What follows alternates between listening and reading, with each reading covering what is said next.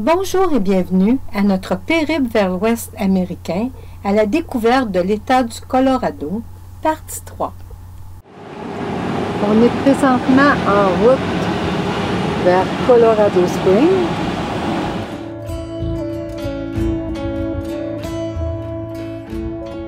Notre sortie, Manitou Springs. Assez impressionnant, on est entouré de montagnes. C'est magnifique le petit village. Le nom Manitou vient du mot algonquin qui signifie grand esprit.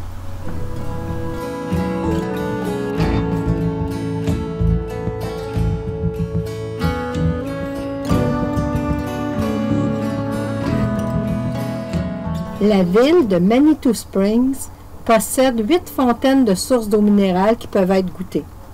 Nous sommes devant la première source minérale. Dans les années 1900, la ville est reconnue comme destination santé pour les personnes souffrant de maladies diverses, telles que la tuberculose. Ils buvaient ces eaux comme remède à leurs maux.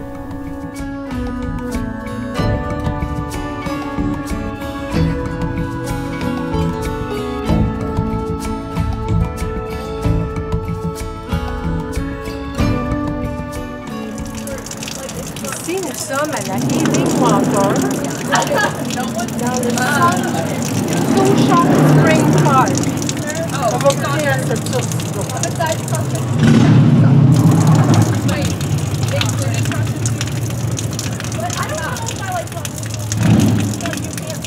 C'est meilleur que l'autre. Ce panneau indique avertissement. Cette eau contient un haut niveau de manganèse. Limitez la consommation. Des tribus indiennes, dont les Utes, les Cheyennes et les Arapaho, ont apporté leur croyance et leur influence à la région.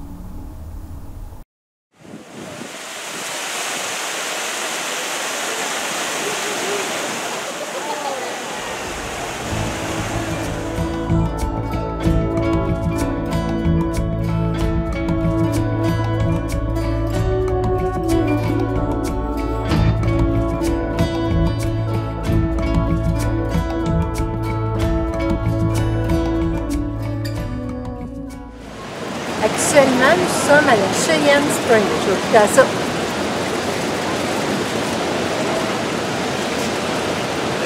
Oh my God! C'est des goûts prononcés, hein? Vraiment, là.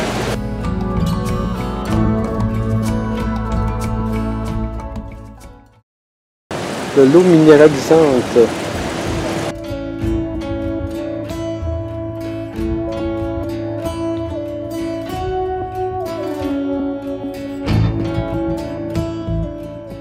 Le Manitou Cliff Dwelling est en fait un musée de répliques d'habitations rupestres ancestrales du 13e siècle, construites en falaise. Avec les pueblos, c'est un vrai plongeon dans la culture amérindienne.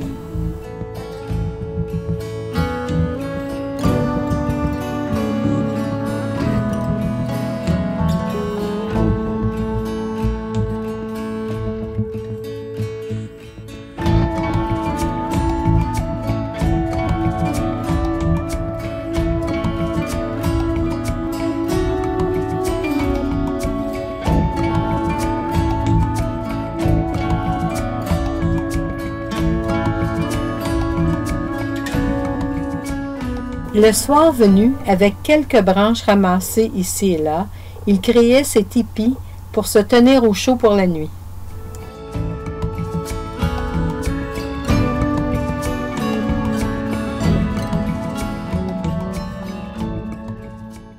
Un petit jardin avec toutes les plantes rustiques qu'on retrouve.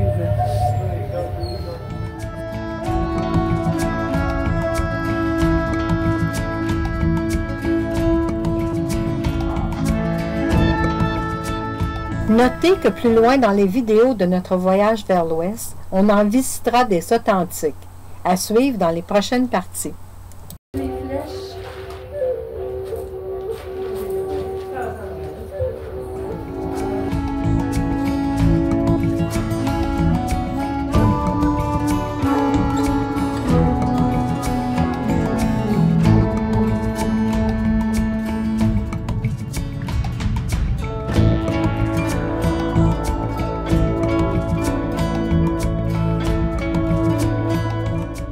structure pour les 9 familles. Ici, tu avais le storage pour le grain.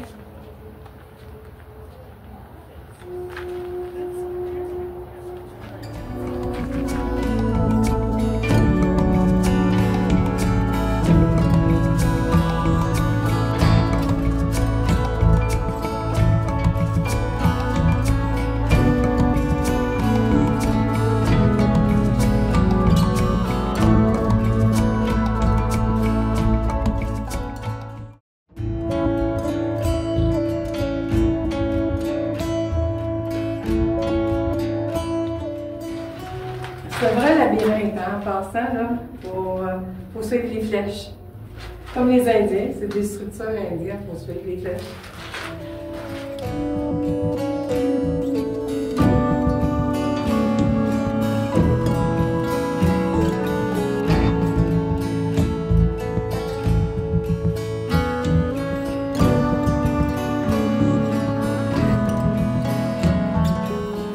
Là, leur provision de bois, le petit bois, le gros bois. Ici, c'était aéré pour faire sortir la fumée.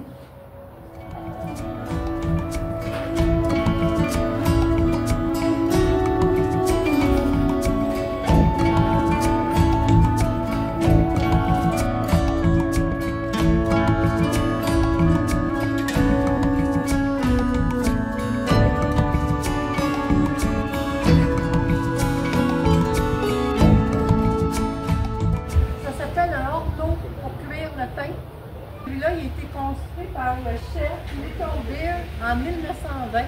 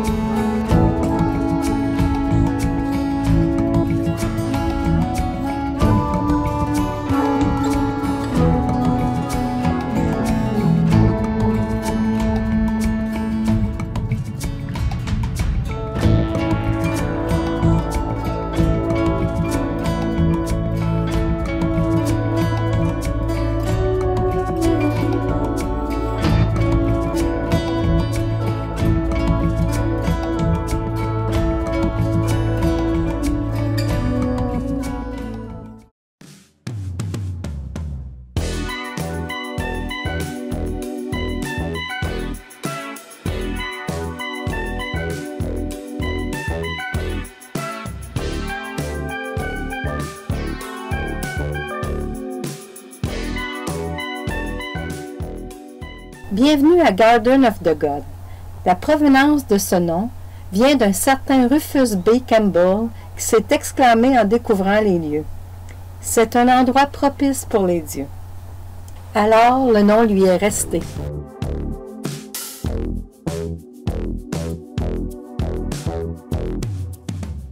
Les tribus indiennes buvaient les eaux de source de Manitou Springs et s'abritaient dans le parc Garden of the Gods pendant les mois d'hiver. Par ce petit extrait vidéo à l'intérieur du centre des visiteurs, on apprend que Charles Elliott Perkins, chef et constructeur du chemin de fer de Chicago à Colorado Springs, a choisi de laisser les lieux dans son état naturel pour la jouissance du public et y donner l'accès gratuit à tous. Sa génération a respecté sa volonté.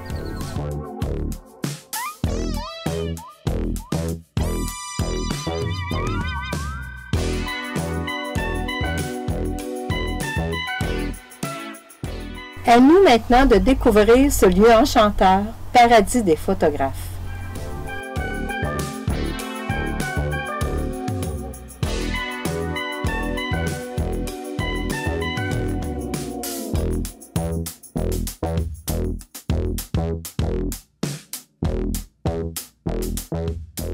Parcourons la route panoramique avec des arrêts sur les sentiers.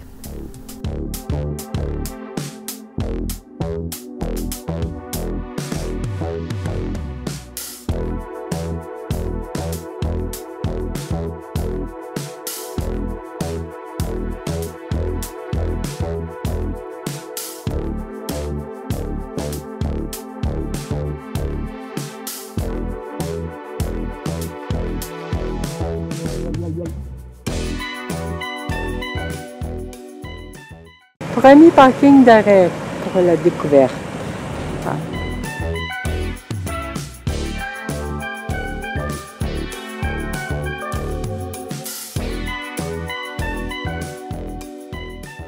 Succession de rocs rouges géants, jaillissant des entrailles de la terre, dans un écran de verdure d'une beauté saisissante. Ces formations rocheuses dateraient de 300 millions d'années. Ça a un beau contraste, hein? Le vert avec le fameux rocher. Non, non, je sais, ça ne rend pas, je sais. On fait notre possible. Faut y être.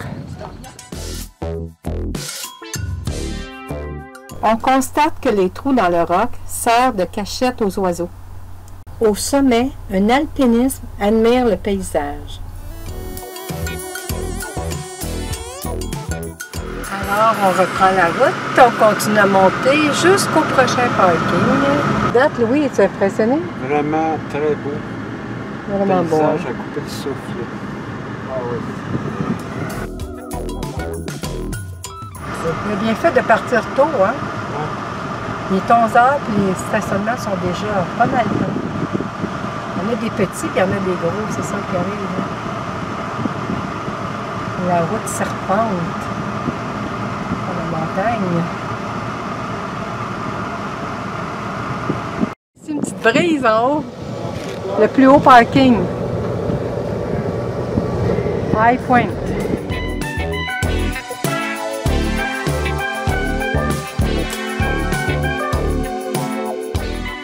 Là, on est sur la Juniper Loop.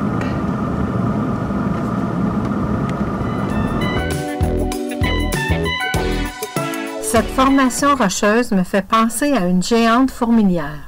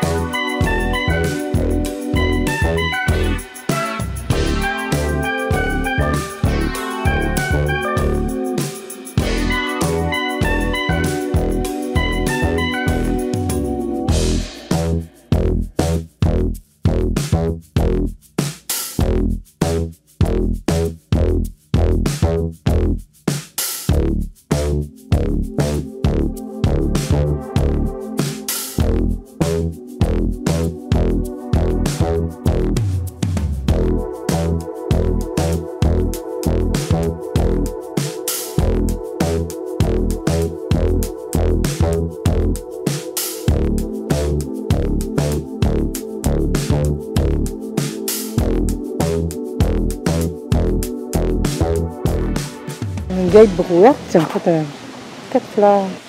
Puis ici, on met un chariot pour faire la prospection des mines. Un peu plus loin, on a une fontaine.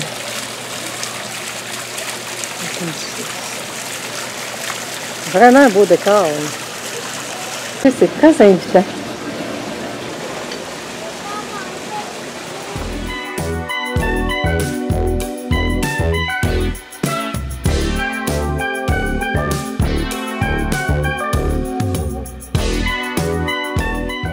On a persévéré pour le eu, le sommet. En fin de compte, on a décidé de continuer. Ouais.